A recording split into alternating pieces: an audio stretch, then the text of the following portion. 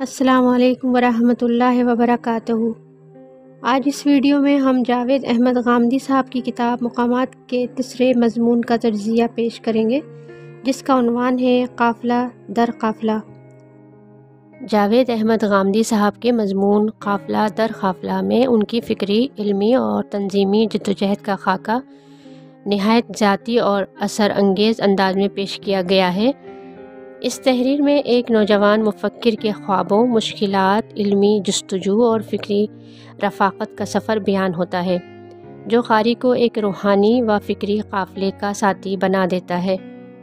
جاوید احمد غامدی صاحب کی کتاب مقامات کے مضمون قافلہ در قافلہ کا تجزیہ کرتے ہوئے ہم دیکھتے ہیں کہ یہ ایک سوانح، فکری اور اصلاحی داستان ہے، جس میں مصنف نے اپنی ابتدائی فکری اور تنظیمی کاوشوں، تجربات اور ان سے اخذ کردہ نتائج کو نہایت خلوص، دیانت اور سادگی کے ساتھ بیان کیا ہے۔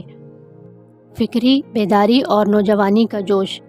غامدی صاحب بیان کرتے ہیں کہ ان کی فکری آنکھ اس دور میں کھلی جب اسلامی انقلاب کے خواب لیے مختلف تحریکیں اور تنظیمیں سرگرم عمل تھیں۔ یہ وہ وقت تھا جب نوجوان طبقہ ایک بڑی تبدیلی کا متلاشی تھا۔ انہوں نے بھی اپنے ہم خیال دوستوں کے ساتھ دائرۃ الفکر کے نام سے ایک ادارہ قائم کیا، جو ان کے خلوص اور جذبے کی علامت تھا۔ یہ مرحلہ غامدی صاحب کے نظریاتی سفر کی ابتدائی بنیاد ہے، جہاں ایک خواب دیکھا گیا، ایک خالص علمی اور فکری تحریک کا۔ یہ سوچ اس وقت کے سیاسی اور مذہبی فضا سے متاثر تھی، لیکن اس میں کچھ نیا اور الگ کرنے کا جذبہ نمایاں ہے۔ تنظیم سازی کی عملی مشکلات۔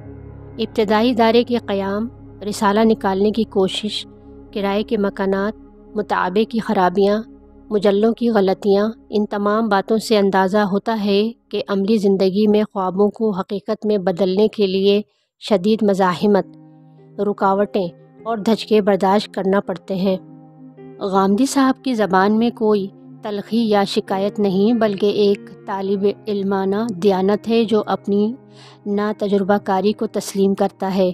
ان کے تجربات نوجوان قارئین کے لیے مشعل راہ ہیں کہ تنظیم سازی صرف نعرے لگانے سے نہیں، بلکہ محنت، صبر اور مسلسل مزاحمت سے ممکن ہوتی ہے۔ بزرگوں کی سرپرستی اور تعلقات۔ مضمون میں ڈاکٹر اسرار احمد، مولانا مودودی، مولانا عبدالرحمن مدنی اور دیگر اہل علم و فضل کا ذکر تفصیل سے آتا ہے۔ ان سے علمی و فکری رفاقت، اختلافات اور مشاہدات بیان کیے گئے ہیں۔ یہ پہلو اس بات کی علامت ہے کہ غامدی صاحب نے اختلاف کے باوجود علمی شخصیات سے سیکھنے کی روایت کو زندہ رکھا۔ مولانا مودودی سے قربت اور پھر فاصلے کا تذکرہ انتہائی باوقار اور شائستہ انداز میں کیا گیا ہے۔ تحریک کا انجام اور خود احتسابی۔ مولانا مودودی کی جماعت سے علیحدگی، ادارے کی عمارت کا سیاسی استعمال اور آخرکار تنظیم کا اختتام، یہ سب کچھ مصنف نے بڑے تحمل سے بیان کیا۔ وہ جماعت اسلامی سے اخراج کو بھی ایک وصل و فصل کی مانند دیکھتے ہیں۔ اس تجربے سے یہ ظاہر ہوتا ہے کہ غامدی صاحب نے جماعتی نظم کے اندر ایک مستقل فکری مزاج پیدا کرنے کی کوشش کی، لیکن جب وہ اس میں ناکام ہوئے تو انہوں نے راستہ بدلنے میں کوئی تذبذب محسوس نہیں کیا۔ یہ وہ رویہ کسی فکری مجاہد کی علامت ہے جو نظریے کو ادارے پر قربان نہیں کرتا۔ تحمل، مشاہدہ اور علمی وراثت۔ غامدی صاحب بیان کرتے ہیں کہ انہوں نے مولانا مودودی کی قربت میں کیا سیکھا۔ ادب، زبان، فہم قرآن، اختلاف رائے کا سلیقہ، یہ سب ان کی علمی شخصیت کی تشکیل میں بنیادی عناصر بنے۔ یہ مضمون صرف ایک خود نوشت نہیں، بلکہ فکر کی تربیت کا بھی آئینہ ہے۔ اس میں شخصی تعلقات کی روح، ادارہ سازی کے تجربات اور فکری تسلسل سب کچھ موجود ہے۔ قافلہ در قافلہ، ایک فکری و انقلابی سفر کا قصہ۔ قافلہ در قافلہ جاوید احمد غامدی کے فکری سفر کا نہایت اہم اور قیمتی باب ہے۔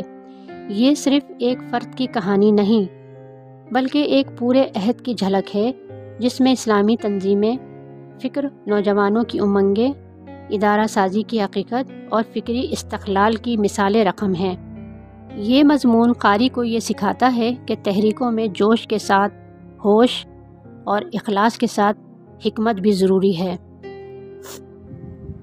یہ مضمون صرف ایک خود نوشت نہیں بلکہ فکر کی تربیت کا بھی آئینہ ہے۔ اس میں شخصی تعلقات کی روح، ادارہ سازی کے تجربات اور فکری تسلسل سب کچھ موجود ہے۔